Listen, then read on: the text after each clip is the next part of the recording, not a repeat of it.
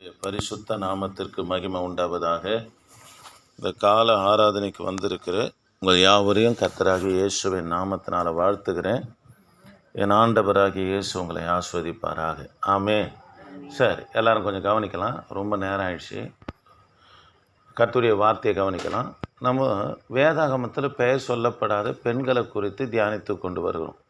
நேற்று தினத்தில் சாலமோனிடத்தில் நியாயம் கேட்க வந்ததான 2 வேசிகளுடைய பெயர் சொல்லப்படலை என்று நேற்று தினத்தில் நம்ம தியானித்தோம். இன்றைக்கு சாலமுடைய மனைவிகள் பெயர் சொல்லப்படலை. நீங்கள் வாசிக்கலாமா?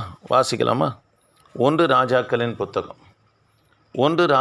புத்தகம் 4ஆம் அதிகாரம் 32ஆம் வசனத்தை கொஞ்சம் வாசிப்போம்.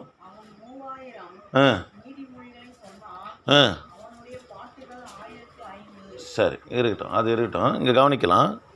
சாலமோனுக்கு ராஜகுலத்தை சேர்ந்த 700 மனைவிகளும் 300 மறுமனை மாட்டிகளும் இருந்தாங்க. மொத்தம் 1000 மனைவிகள் என்று சொல்லி சாலமோனை குறித்து சொல்லப்பட்டிருக்கிறது.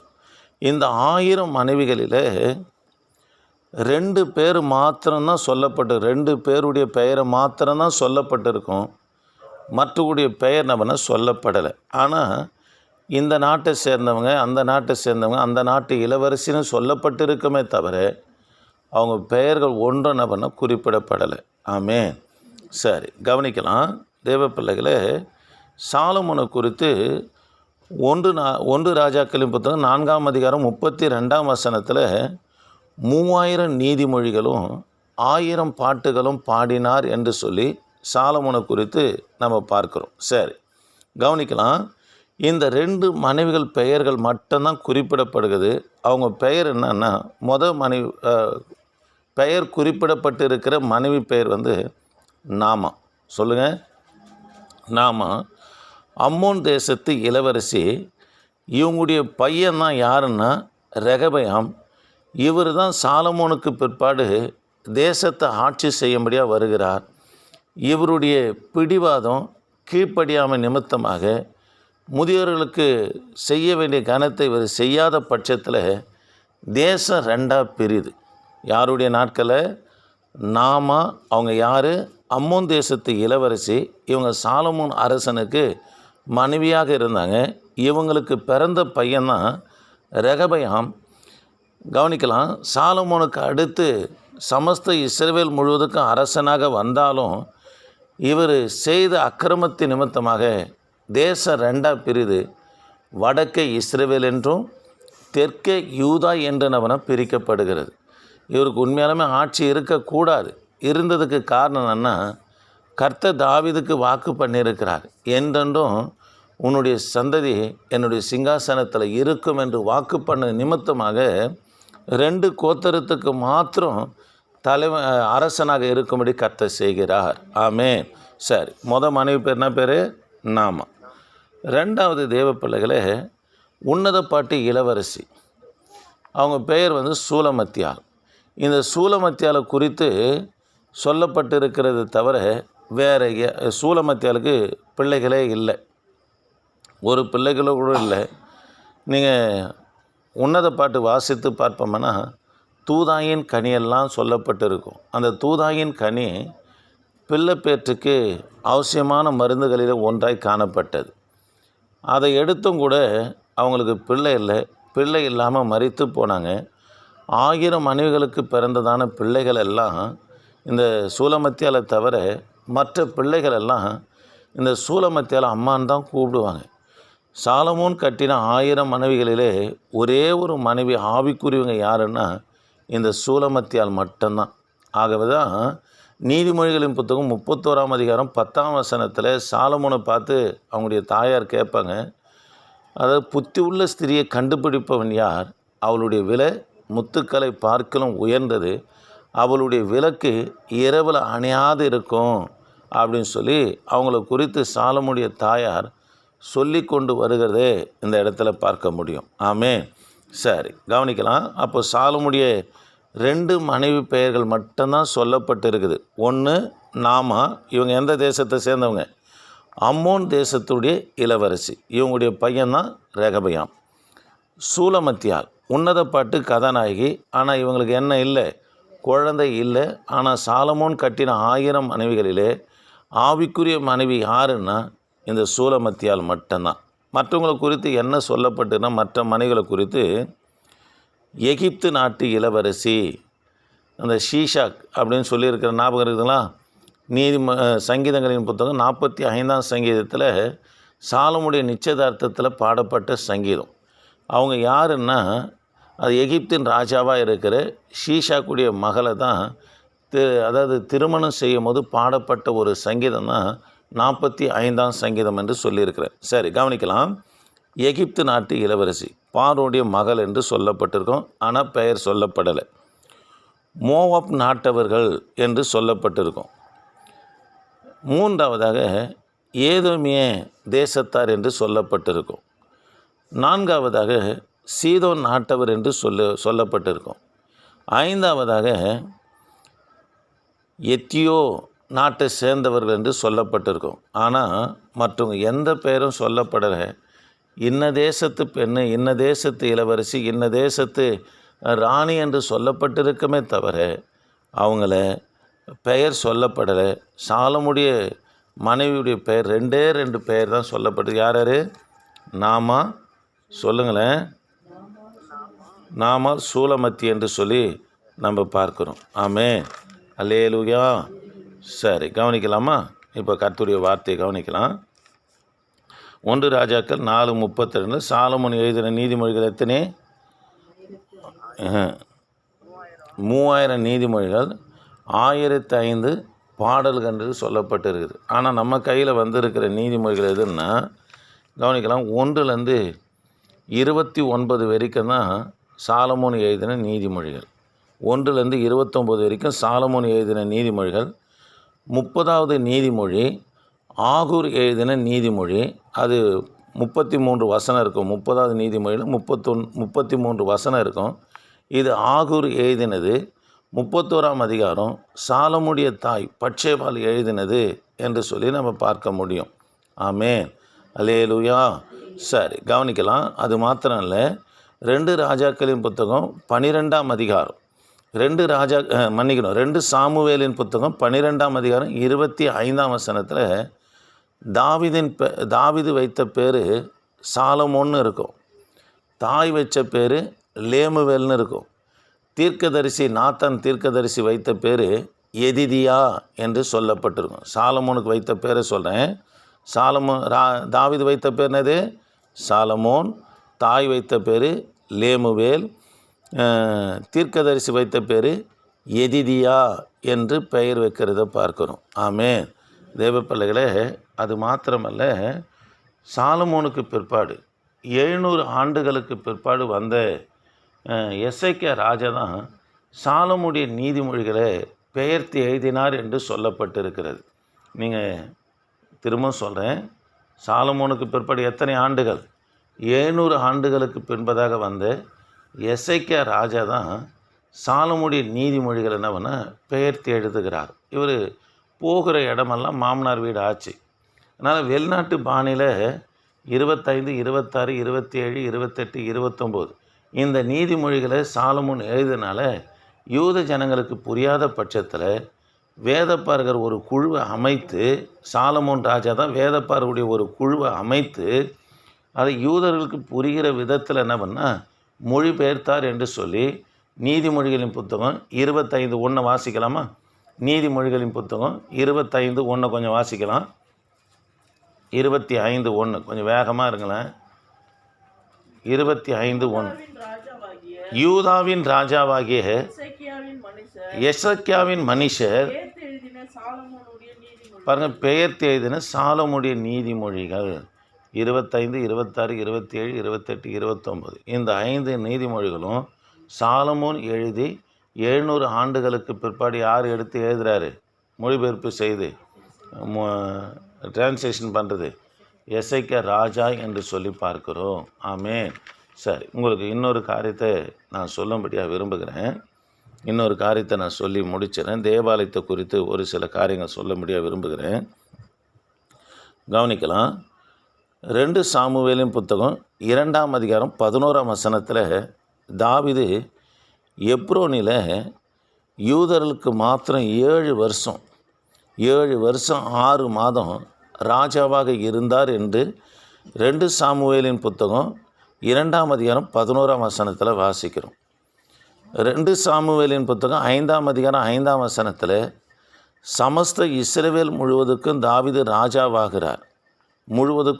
சமஸ்த இஸ்ரவேல் முழுவதுக்கும் தாவீதை ராஜாவாக அபிஷேகம் பண்ணின உடனே பாருங்கள், எபோசிர் வசமாக இருக்கிற சியோன் மலையை கைப்பற்றி அந்த இடத்துல தேவாலயம் வைக்கும்படியாய் தாவீது பிரயாசப்படுகிறார்.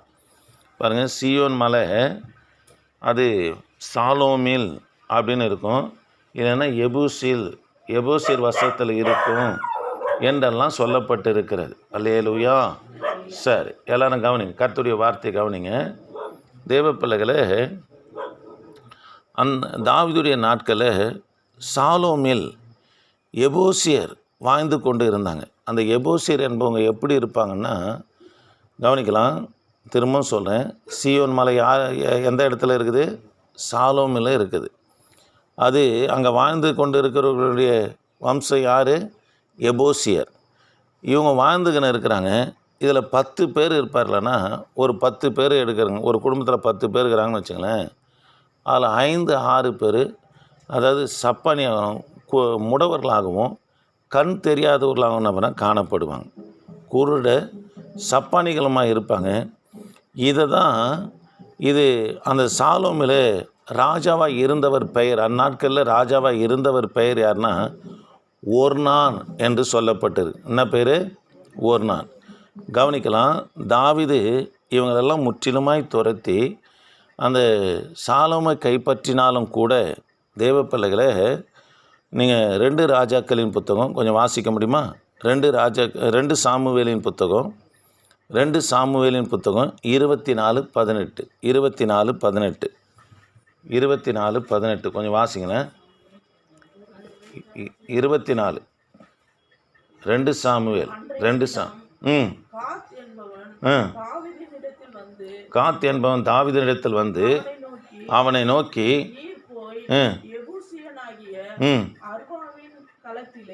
அர்வானின் களத்திலே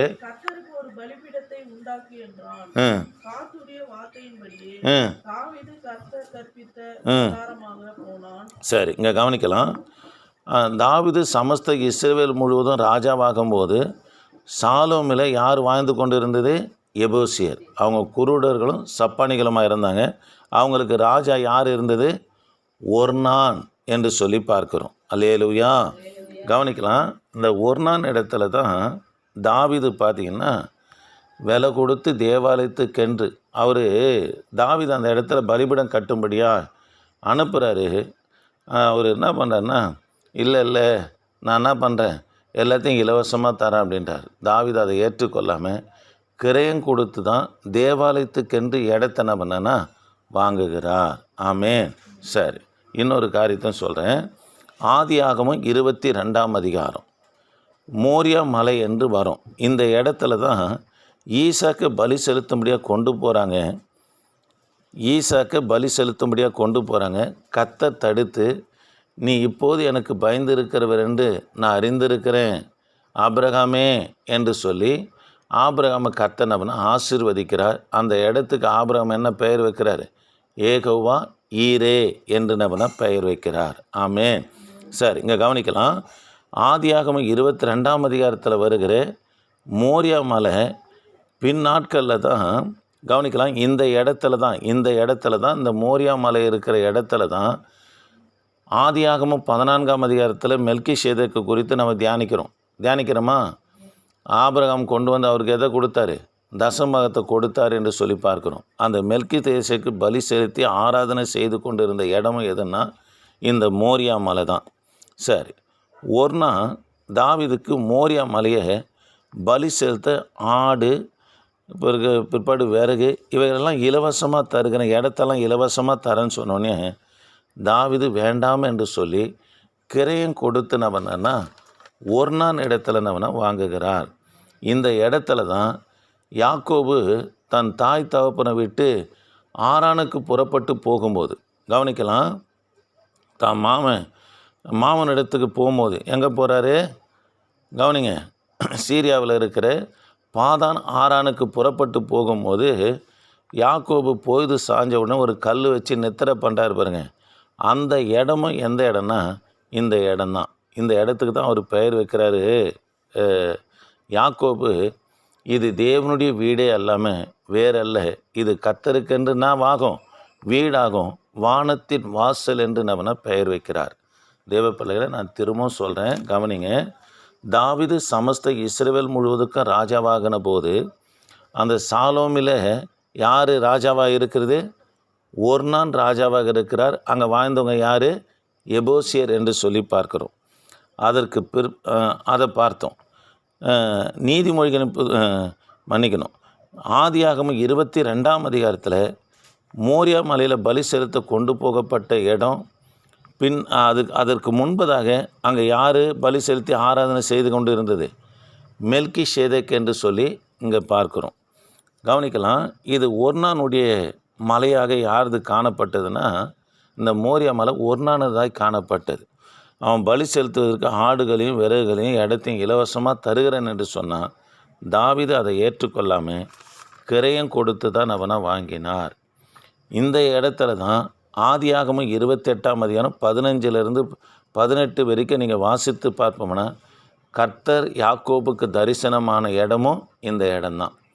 அதனால தான் அவர் சொல்கிறாரு, இது தேவனுக்கு என்ன ஆகும்? வீடு ஆகும். ஆலயம் என்பது கர்த்தருடைய வீடு. இதை தான் ஆண்டவர் நீதிமொழிகளை சொல்வார், என்னுடைய வீடு சகல ஜனங்களுக்கும் ஜெப வீடு எண்ணப்படும் என்று சொல்கிறார். அல்லேலூயா. சார், இந்த இடத்துல தான் தாவீது ஆசாரிப்பு கூடாரத்தை வைத்தார். அதற்கு பிற்பாடு 1 ராஜாக்களின் புத்தகம் 7ஆம் அதிகாரம் 1 ராஜாக்களின் புத்தகம் 7ஆம் அதிகாரம் 51ஆம் வசனத்தில் 1 ராஜாக்கள் 7ஆம் அதிகாரம் 51ஆம் வசனத்தில் சாலமோன் தேவாலயத்தை கட்டினவனர் முடித்தார் என்று இருக்கும். நீங்கள் வேகமாக வாசித்தா தானே? சாலமோன் பாருங்கள், கர்த்தருடைய ஆலயத்தை கட்டி முடித்தார் என்று சொல்லி 1 ராஜாக்கள் 7:51 சொல்லப்பட்டு இருக்குது. அது மாத்திரமல்ல, தாவீது சேர்த்து வைத்திருந்த வெள்ளியும் பொண்ணும் தேவாலயத்தை தான், இந்த தேவாலயத்தில் தான் வைக்கப்பட்டது என்று சொல்லப்பட்டு இருக்கிறது. அல்லேலூயா.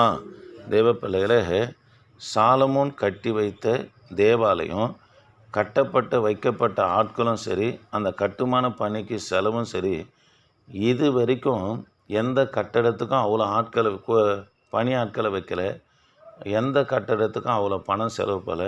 அந்த அளவுக்கு சாலமோன் தேவனுடைய ஆலயத்தை நேர்த்தியாய் கட்டினார். எப்படி கட்டினார்? நேர்த்தியாய் கட்டினார்.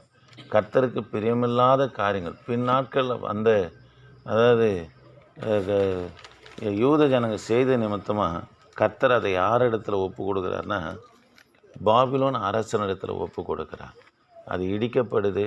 திரும்ப 70 வருஷத்துக்கு பிற்பாடு செர்பாவேலை கொண்டு கர்த்தர் கட்டுகிறார்.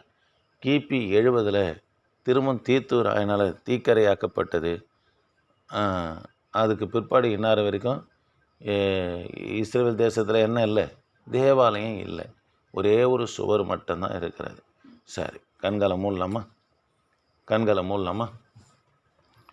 கவனிக்கலாம் தேவ பிள்ளைகளை. நாளில் நாம் சாலமுடைய மனைவி நாமாவை குறித்து பார்த்தோம். அவங்க பையன் பேர் என்ன பேர்? ரெகபயாம். இவனுடைய நாட்களில் தான் தேசம் 2ஆக பிரிக்கப்படுது. ஜெபம் பண்ணலாமா? கிருபையின் தேவனே, நாங்கள் உம்மை துதிக்கிறோம். வந்ததான ஒவ்வொரு பிள்ளைகளுக்காக ஸ்தோத்திரம். என் தகப்பன் நீங்கள் ஆசீர்வதிங்க. கான்ஃபரன்ஸ் லைனில் இருக்கிற பிள்ளைகளையும் ஆசீர்வதிங்க. தொடர்ந்து உமது கரம் தயவு எங்களோடு இருக்க உதவி செய்யுங்க. வழிநடத்துங்க, பாதுகாத்துக்கொள்ளுங்க. இயேசு நாமத்தில் ஜெபிக்க நல்ல பிதாவே, ஆமென்.